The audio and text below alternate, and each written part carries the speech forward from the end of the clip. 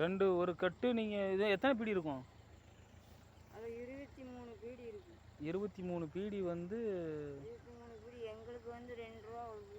அவங்க 5 ரூபாய்க்கு விற்பாங்க.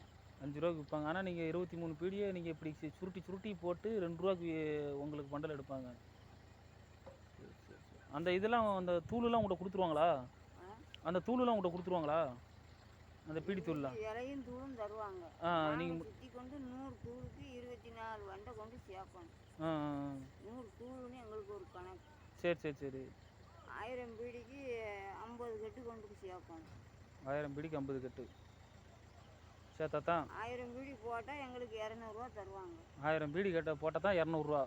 1000 பீடிக்கு நீங்கள் உருட்டணும். அப்படி 50 கட்டு கொண்டு போட்டா 50 கட்டு போட்டால் சும்மா இருக்கிற நேரம் அந்த மாடையை மேய்ச்சிக்கிட்டு அப்படியே கொஞ்சம் நேரம் வந்து எங்களுக்கு 200 கொடுத்தா அவங்க 250 ரூபாய்க்கு விற்பாங்க.